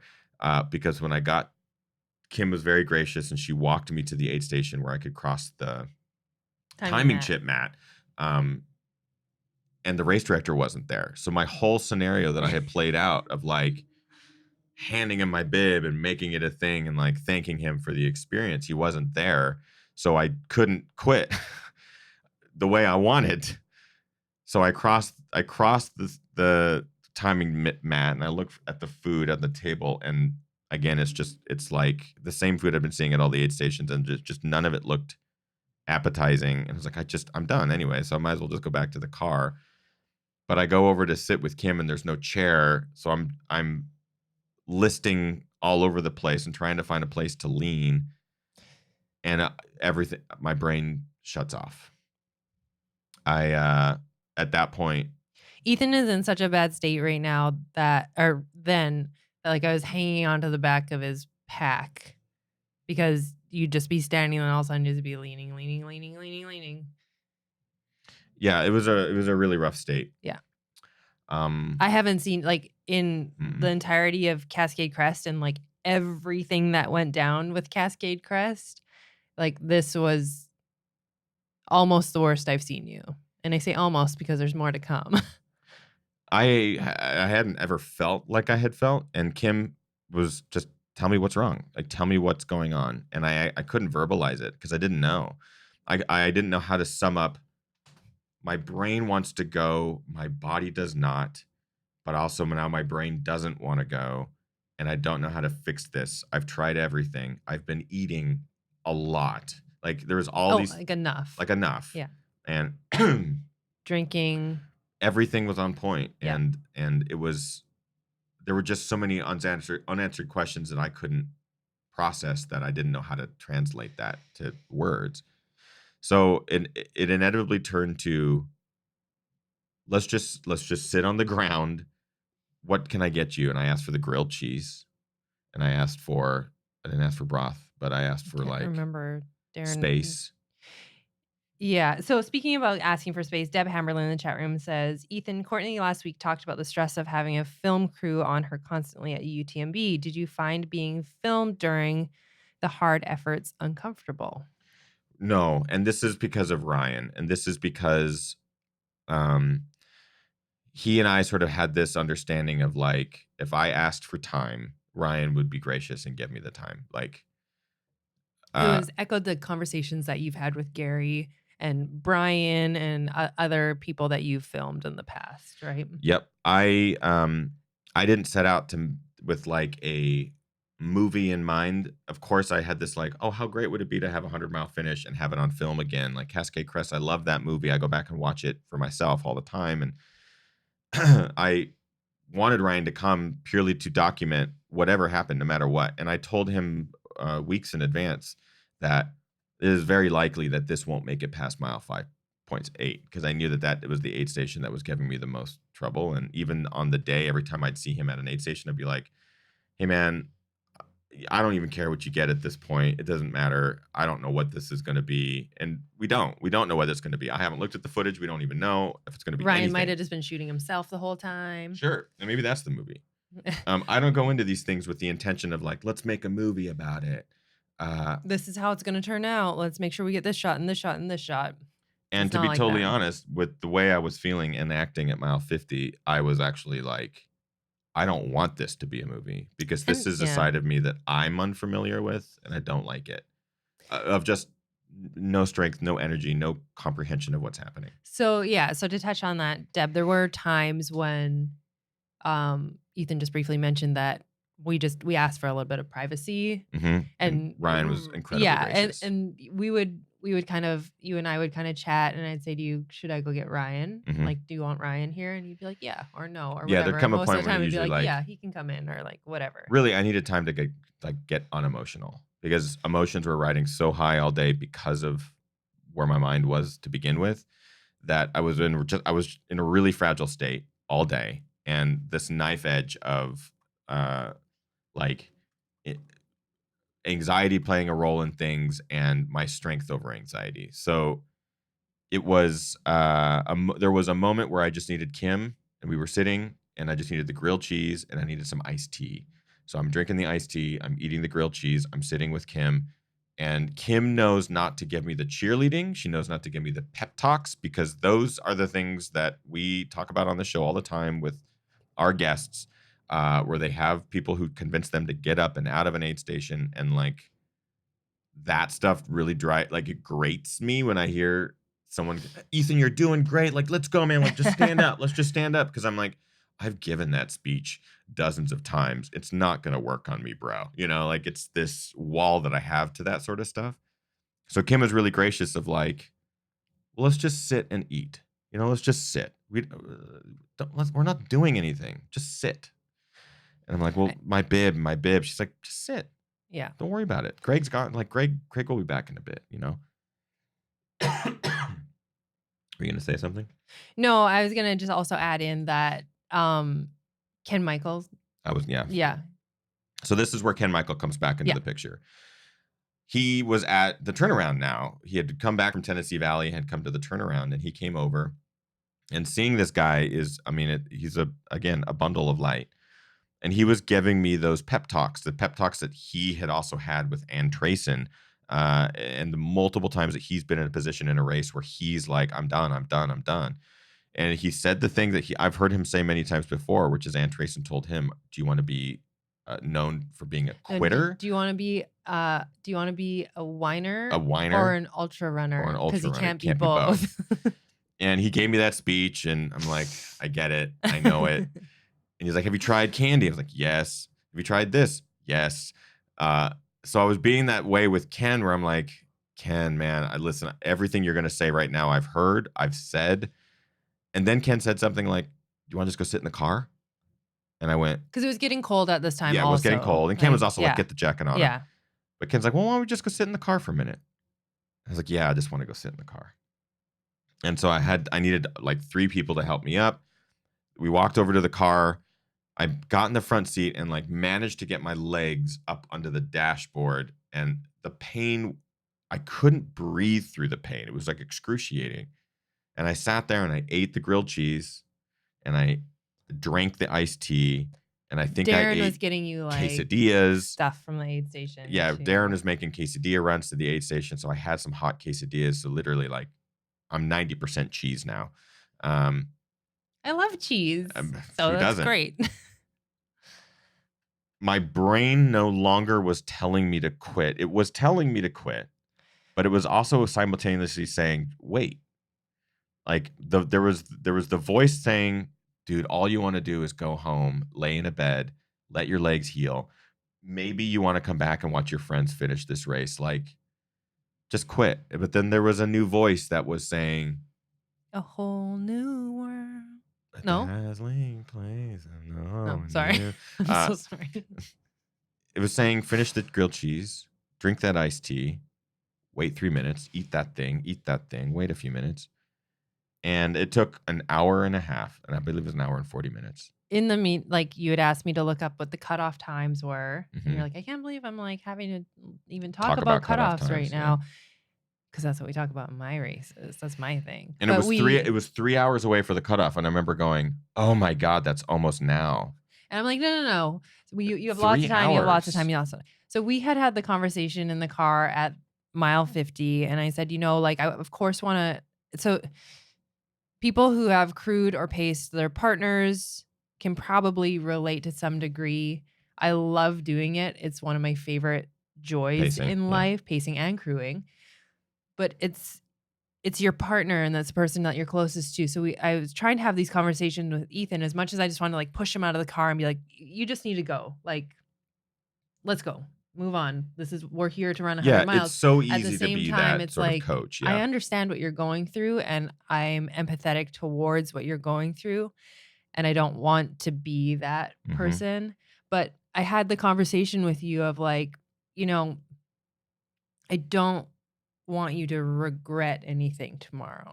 So if there's even like an ounce of you inside that thinks you can get out of the car just to see what's possible, then I think we need to do that. Because I had also brought up the fact like it's been a year since you ran the 100K distance, but even longer since you ran an official 100K. And I was like, why don't we just see if we can make it to Tennessee, because that's close to 100K. Like, so we're kind of talking through all these options without being like, all right, you got to get out of here, or you need to go give your number in. And like, that's not going to work with you. No, the sideline coaching stuff just doesn't compute. I knew what I had ahead. That section is really tough. It's the same section that I had panic attacks all morning. In the same direction, I'm going to see the same trails, but at night. So I knew leaving mile 50 was it was going to be a battle. It was going to be a battle, not just with the physical body, but again with the mind. Because when you have an experience like I had earlier on these same trails, the mind makes you think it's going to happen again. So that's where I was in my head. After an hour and 40 minutes, something inside of me said, one step. The worst thing that can happen is I take one step out of that aid station and I turn around and I take one step back.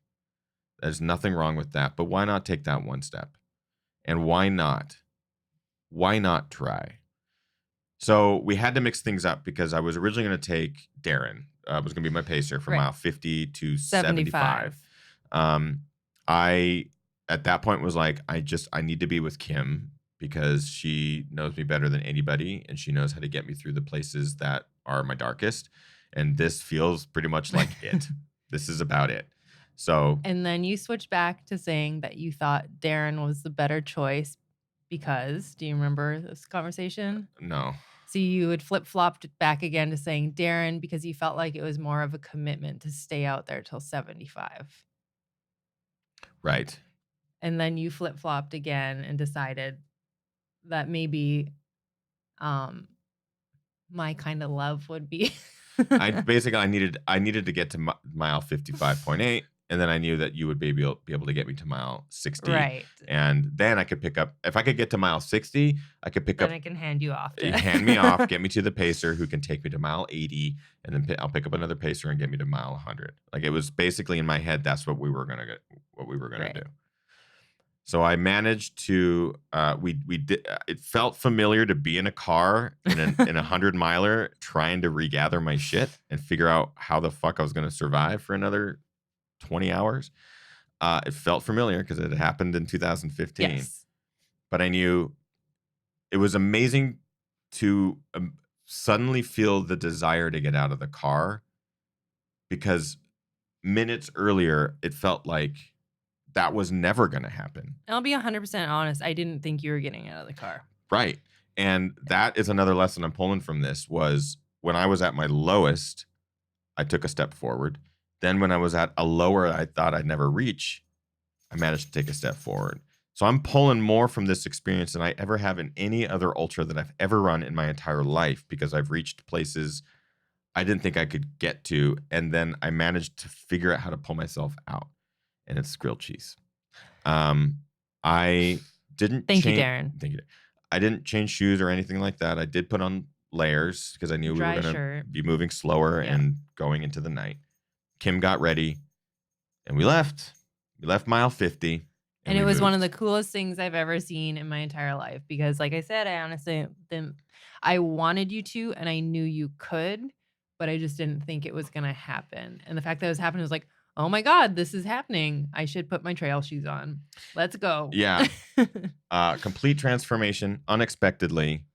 Managed to leave the turnaround. I was hoping for I was hoping to see the race director again and get some fanfare or something like, hey man, I managed to rally. I was hoping to see Ken Michael, let him know that he helped it happen.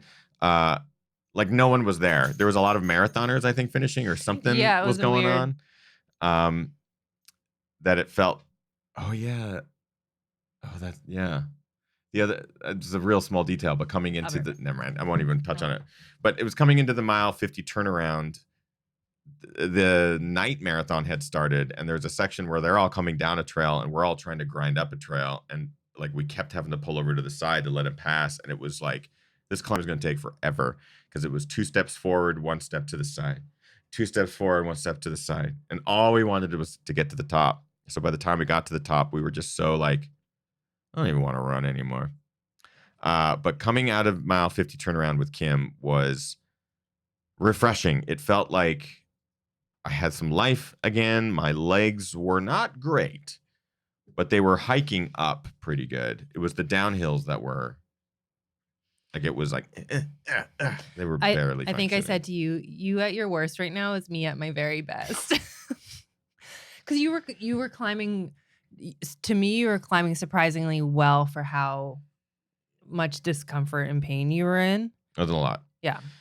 So we managed to get to Muir Beach again, which is now mile 55.8. And I re-upped on that grilled cheese. They happened to have some hot grilled cheese, which was like amazing. Mm-hmm. Managed to re-up on some of that and devoured some real food, got my gels in, and we departed there So in a this bit. whole sorry, go ahead. Mm, I was gonna say this whole time you've been like a really good eater. You've been drinking really completely well. consistent. Yeah, I wasn't Now you fucking were around. peeing really well. Finally. Yeah. And I knew it would happen as soon as the temperature cooled down.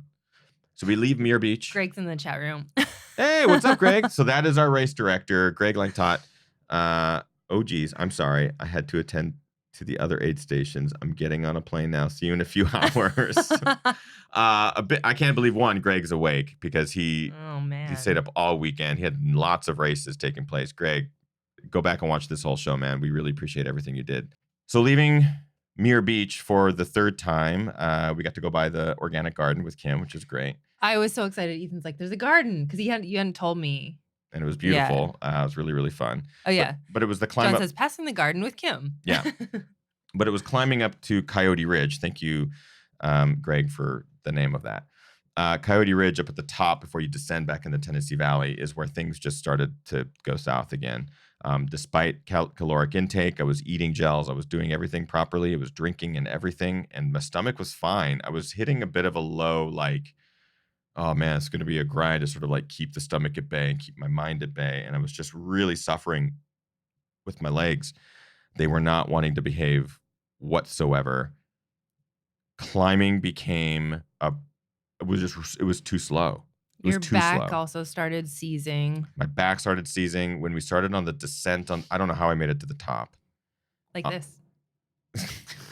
On the backside, I knew the descent after that is really steep in a section. I took a picture earlier where like you descend into the clouds. It's really beautiful. But I knew it was going to get hairy because it was steep and my legs could barely handle the ups. How are they going to handle the downs? And I remember having so much pain and excruciating pain, I'd have to stop and like scream to just like release the pain out of my legs. The lower back was bad. I started to worry that I had rhabdo. I started to worry that the kidneys were causing an issue. I was peeing a ton. And Kim's like, you don't have rhabdo. Like, you're peeing. It's great. Like, it's great pee. She's like, don't worry about that. I was like, but can you look up the symptoms? Because I feel like my kidneys are hurting and I've never had leg pain like this. And your lower back was really hurting. There's a lot of things that were going on. A lot of things were going on. So my descent into Tennessee Valley was the worst pain I've ever felt. And I'm not saying that to be like, oh, poor me. I'm just saying that because I didn't know what to do. I didn't know how to fix it. And I had come so far and pushed beyond so many places I thought I couldn't dig myself out of. All I wanted desperately was to be done. And I knew that at this pace, at this rate, it was going to be one of those finishes that was going to be the last 5 minutes of the race, probably, if I even got to finish it all. Which is totally fine. But my mind was saying, you already had your success. Your success was starting. Your success was getting to mile 5. Your success was getting to mile 10. There are so many successes that are right behind you. What is the success of a buckle worth? Like, how far down this well do you really want to put yourself to get a buckle that meant really nothing to me at that point, because the most important things had already occurred. And I got into the Tennessee Valley with Kim. We had our moments of like, everyone should pace their loved ones. Absolutely. You work through some shit usually afterwards and maybe in therapy. But it was one of those moments where Kim was doing everything she could to just keep me moving and keep me eating and drinking. And my mind was saying, I don't want you to tell me what I need to do. Tennessee Valley was the point where it was shit just wasn't great. We immediately got to the aid station and went to the car. Kim checked in at the aid station just saying, hey, runner number 33 is here. We're going to sit in the car. Got to get warm. Get some hot some food. So at that point, I put my legs up again on the dash, and they were doing this. The legs were like throbbing so bad. It was just, I'm like, I don't know how I'm going to right this ship. I'm going to do the calorie thing again. I'm like what Ken was telling me is what I kept holding on to. You know, the muscles of your legs and your brain are connected to the same like glycogen level. So just keep feeding yourself. Your brain will write, your legs will write. So I kept eating. Darren went and got me some hot quesadillas because cheese. I ate like 4 or 5 full quesadillas, not just wedges, but like full.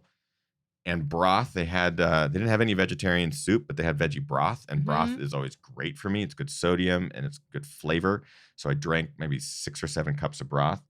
And let me just say that, like, one, I'm just going to reiterate that I didn't think Ethan was getting out of the car at mile 50, not because I didn't believe in him, but because he was so deep into that hole. And rolling into mile 60, I was like, you had expressed how, like, you were done. That was it. But you hadn't taken your number off. You were still you were troubleshooting yourself with obviously the help of Ryan and Darren as well. So I'm proud. There's a lot of things to be proud of a lot of things I'm proud of with this race. The thing I'm most proud of was not removing my bib, because that was what I kept dreaming I would be doing throughout the day. I kept dreaming like in my head of, you just remove your bib, hand it to the person, you know, you're done. But I would find ways to not remove it because I didn't want to end the ride. It felt like it wasn't ended yet. So sitting in that car, I gave myself another probably 90 minutes. The time was ticking by way faster this time. It felt like I kept looking at my watch, and I kind of would fall asleep and look at my watch. And I'm like, oh my God, it's so much time has passed. And again, the crew was with us, Darren, Ryan, and Kim, and they were all supportive of no matter what I chose to do. It was like, man, we're just really proud of where you got. And I was determined. I was mad. I was mad at myself. I was mad at my legs. I was mad at my body and my mind. And I didn't want to quit. So we made a plan. The plan was simple, and it was a great compromise to like, let's just see what else can happen. Because also I was like, let's just quit. Let's just quit. Like, this is great. I'm completely content. I'm fucking wasted. I'm wasted. What's the point? Yeah. And again, I'll never push you to do anything you don't want to do. Correct. But I will push you to do something if it means you not having regrets about something. Correct. So that's my game plan with you. And we always have that agreement. It's like, we'll push each other until the other person just doesn't want to be pushed. That's it. It's easy. Yeah. You know, we know each other's limits. You know your limits. I know my limits. And it's like, we won't push each other to the point of them like beyond what they want to do. It's more about, like, support. For me, it's more about how are you going to feel about this tomorrow. Correct. Versus in this moment right now, you need to get out there. Yeah. Like, I'm not going to do it, but I will remind you that you're going to have feelings about this tomorrow. So let's talk about that and what that means for right now. So in an angry fight with my body, I stubbornly was like, let's figure out the game plan.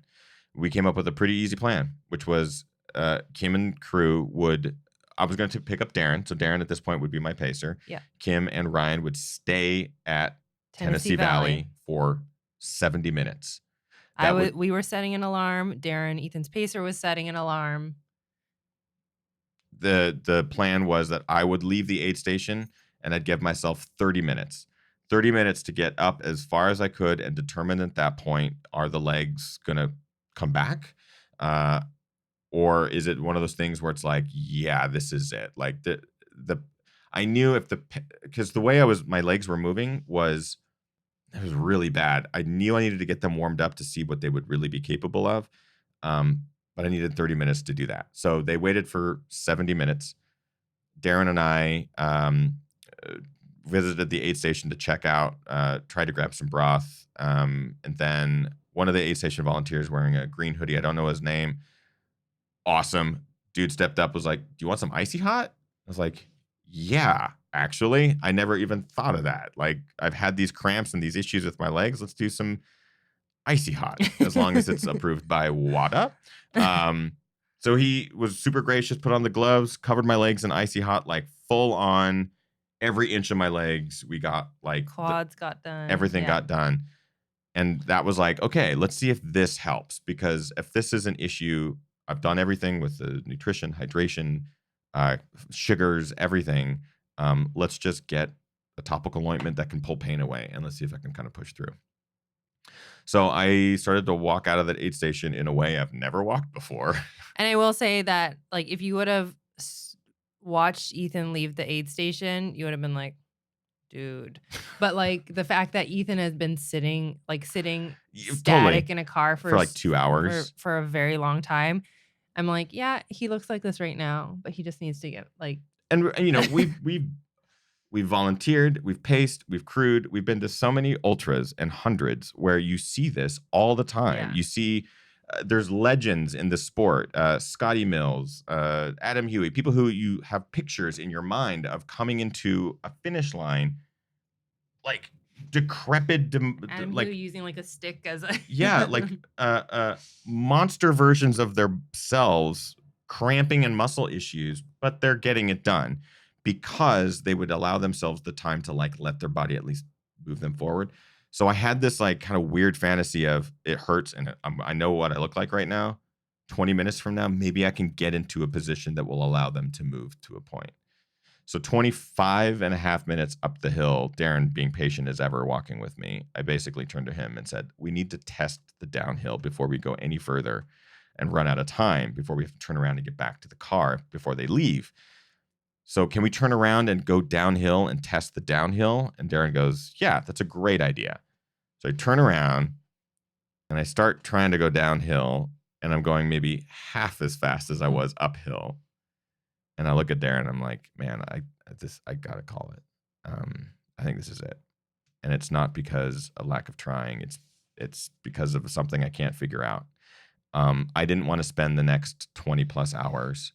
We had until I think 34-hour cutoff. Yeah, and like if you hadn't turned around and come back to us, you would have had to make it the 4.2 miles to Bunker, which was the next aid station, which was part of our contingency plan of like, if they're not back here in 70 minutes, we will go there because that would be the next exit point for you if anything was going awry. Which is fine. I knew at that point, like if I didn't catch the car, of course we could have the aid station would have helped us. But also, if I had kept going, and it did take a long time, it's a short gap. It's also a very popular trail, and you know, there was no problems.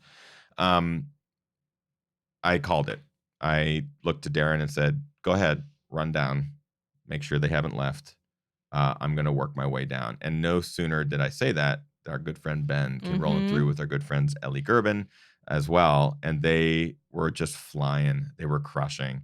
And it was such a cool moment, kind of in my mind, to see a great friend having the race of his life and me also having the race of my life. Exactly. Like in the most positive way possible.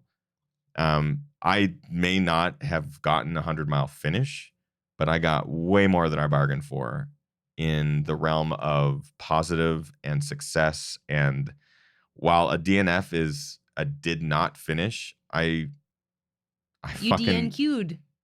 Did not quit. I did not quit. I mean, you did. But I did. You didn't. Yeah, it was. You tried.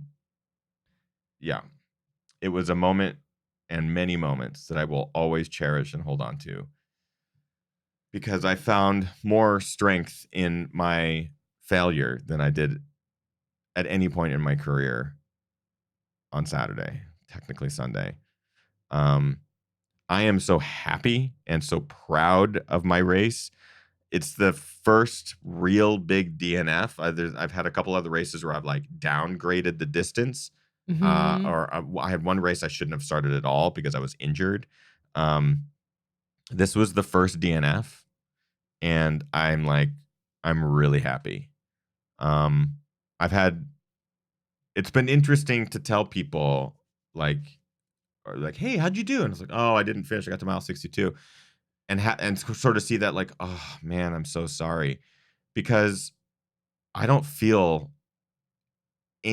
need any sympathy. I don't need any of the, oh man, I'm so sorry you didn't get to 100. Because in my mind, I'm going, I got to mile 5.9.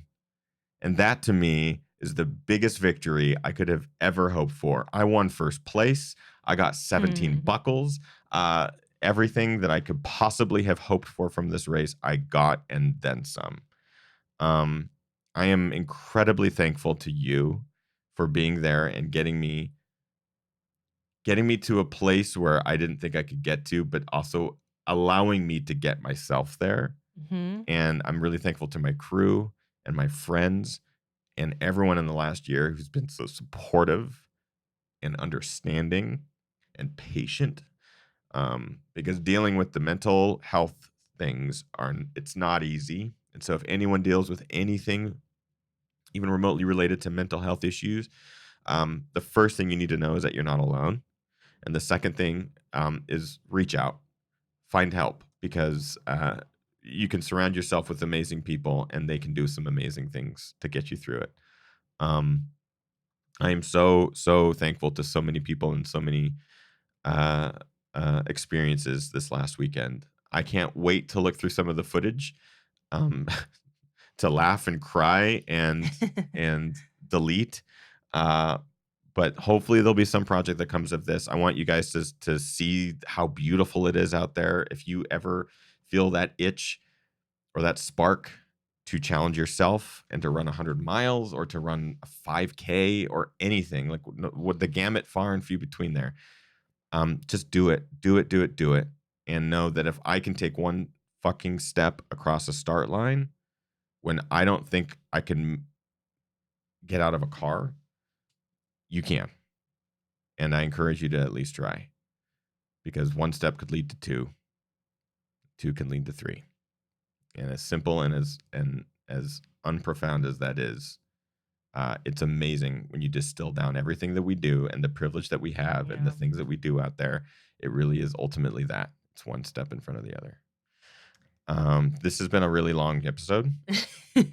I remember We'll trim it down to like 5 or 6 minutes. It's yeah, fine. right. That whole internet out part. That'll. I just want to say before you kind it of start down. wrapping up here that one, I'm incredibly thankful for this community, all of you guys out there, and also the people that help make this weekend possible. Obviously, Darren, Ryan, Caitlin, Greg, race director.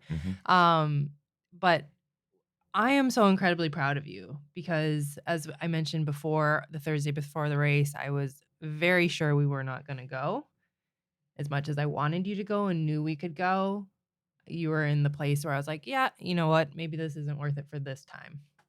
So I'm very proud of you for getting there, going to bib pickup, getting your bib, starting, getting past mile 5.8, getting to 10, nailing your ultra marathon distance again, and like getting to the 50-mile ultra marathon distance, and then getting to the 100K ultra marathon distance.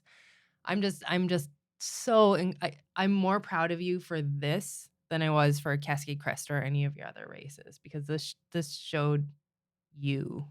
This showed all of you. I'm very proud of you. Thanks, babe. Yeah. In the end, I ran 62.03 miles, which is the longest I've run since 2015 Cascade Crest. In the last 24 hours, I have already decided like I gotta try it again at some point. Not gonna lie, this morning you woke up and you're like, yeah, I know it's a little soon, but I feel like this race would be a good one to try again. It's relentless. It's very difficult. The mental side of getting around 4 loops of the same thing and knowing that the counterclockwise loop is more difficult, which is also the last 25 miles of the race. It's a tough one.